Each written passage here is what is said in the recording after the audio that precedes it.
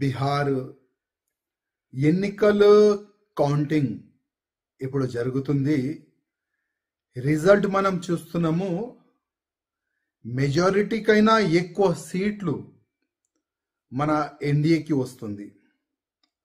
చాలా అంటే చాలా బ్రహ్మాండమైన విజయం సాధించినారు బీహార్లో. ఒక సైటు బీహార్ గెలుపు, ఇంకో సైడు జూబ్లీ హిల్స్ లో మన బీజేపీకి వచ్చిన ఓట్లు.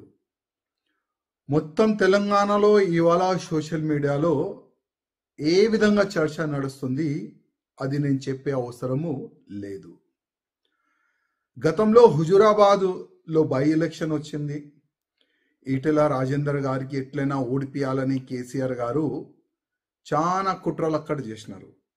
కుట్రలు అంటే ఏ విధంగా కుట్రలు అంటే బూత్ క్యాప్చరింగ్ కానీ, ఆ బూత్ లో ఉన్న హౌజెస్ లో ఎంతమంది ఉన్నారు, ఎంతమంది ఓట్లు ఉన్నారు వాళ్ళకి కొననికి కానీ, ఆపోజిషన్ నేతలకు డ్రాప్ చేయడానికి కొననికి కానీ, పోలీస్ ఫోర్స్ పెట్టుకొని ఎదురుగా ఉన్న పార్టీ వాళ్ళకి భయపట్టడానికి కానీ, ఎదురుగా ఉన్న పార్టీ కార్యకర్తలకి లాఠీ చార్జ్ కానీ, కేసులు పెట్టేది కానీ, అది హుజూరాబాద్లో బీఆర్ఎస్ వాళ్ళు చేసినా మనం చూసినాము.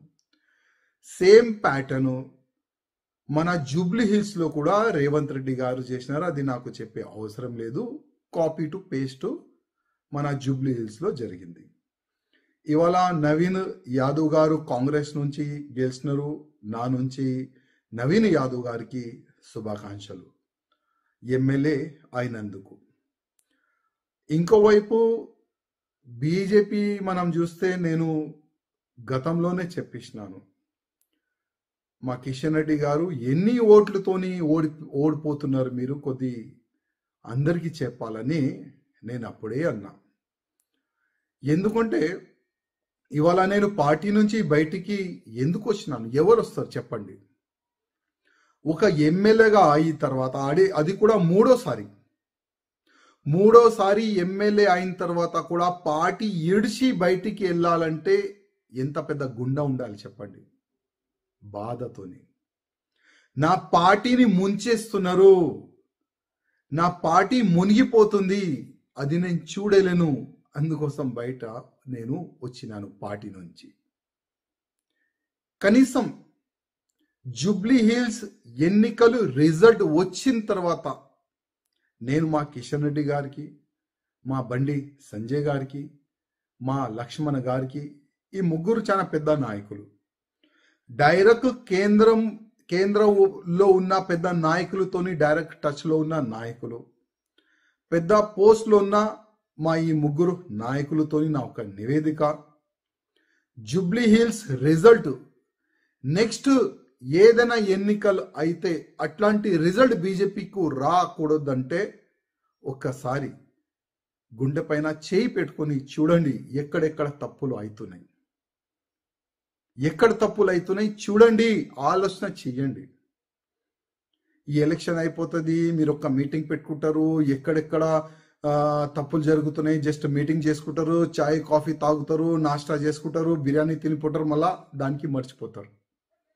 మళ్ళా ఏ నాయకులు ఆయన పనిలో ఆయన బిజీ అయిపోతారు, ఏ కేంద్ర మంత్రి ఉన్నా ఆయన పనిలో ఆయన బిజీ అయిపోతారు. మళ్ళా నెక్స్ట్ లోకల్ బాడీ ఎలక్షన్ ఉన్నది, దాని తర్వాత మున్సిపల్ కార్పొరేషన్ ఎన్నికలు ఉన్నది, దాని తర్వాత అంటే మొత్తం అసెంబ్లీ ఎన్నికలు కూడా వస్తుంది. ఈ 2 ఎలక్షన్లో బీజేపీ రిజల్ట్ ఒకవేళ జూబ్లీ హిల్స్ లాగా ఉంటే మళ్ళా బీజేపీ కార్యకర్తలు ఎక్కడ పోవాలి, బీజేపీలో ఉన్న సీనియర్ నాయకులు ఎక్కడ వెళ్ళాలి?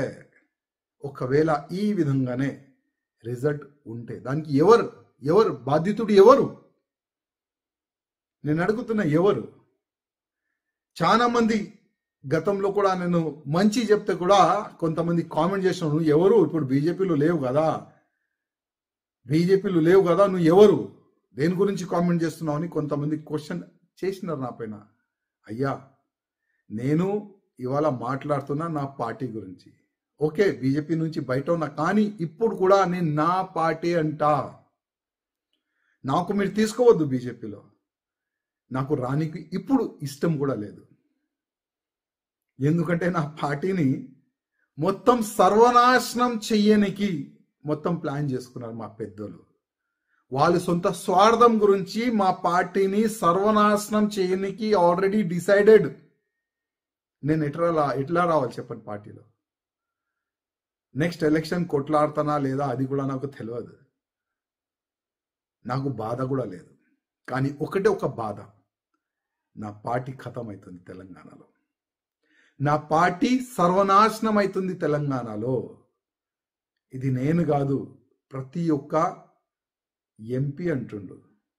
ఇది నేను కాదు, ప్రతి ఒక్క ఎమ్మెల్యే అంటుండు. మాకు ఫ్రీడమ్ లేదు మా కాన్స్టిట్యున్సీలో, మా పార్లమెంట్లో మాకు ఫ్రీడమ్ లేదు.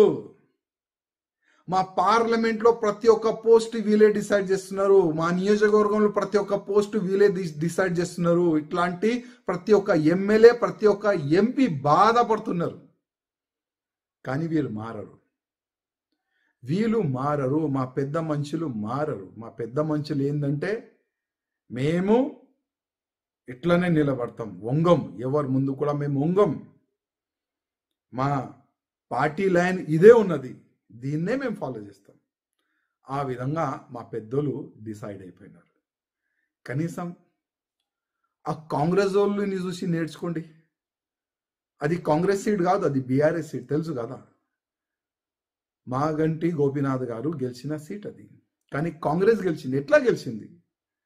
కుట్రలు చేసినారు, బూత్ క్యాప్చరింగ్ చేసినారు, ఇంటింటికి డబ్బులు పంచినారు, గెలుపు టార్గెట్ పెట్టుకున్నారు, వాళ్ళు గెలిచినారు. కానీ మనోళ్ళు గెలిచే టార్గెటే లేదు. ఎన్ని ఓట్లతో నీ ఓడిపోవాలి అదే టార్గెట్తో మా వాళ్ళు ముందుకెళ్ళినారు. మా కేంద్ర మంత్రి కిషన్ రెడ్డి గారు పార్లమెంట్లో ఉన్న అది నియోజకవర్గం ఈజీగా గెలవచ్చు. అది ఎలక్షన్ డిక్లేర్ అయిన తర్వాత, అంటే గోపీనాథ్ గారు చనిపోయిన తర్వాత ఆల్రెడీ తెలుసు కదా బై ఎలక్షన్ వస్తుందని. ఏం చేసినారండి? ఎందుకు ఆ జూబ్లీ హిల్స్ లో ఉన్న ఓటర్ని ఎందుకు చెప్పలేదు మేము ఉన్నాం మీకు అని?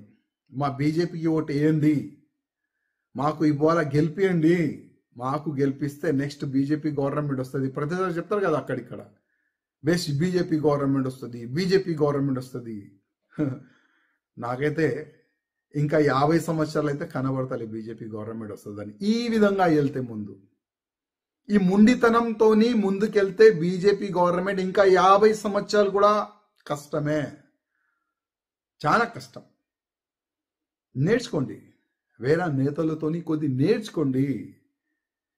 ఏ విధంగా గెలవాలి, ఏ విధంగా ఓటర్ని మన వైపు మళ్ళాలే నేర్చుకోండి. నేను ఏదైనా తప్పు చేస్తే, ఏదైనా తప్పు చెప్తే కూడా నన్ను క్షమించండి, కానీ బాధ ఉంది. కిషన్ రెడ్డి అన్న గారు, నా ఒక నివేదిక, రాజా సింగ్ మీ పైన కామెంట్ చేస్తుండు అని అనుకోవద్దు ప్లీజ్ ప్లీజ్. కానీ పార్టీ చనిపోతుంది తెలంగాణలో, కాపాడండి, పార్టీని కాపాడండి. ఇదే నా ఒక్క నివేదిక మా కిషన్ రెడ్డి గారితోని, మా బండి సంజయ్ గారితోని, మా లక్ష్మణ్ గారితోని. ఇదే నా ఒక నివేదిక.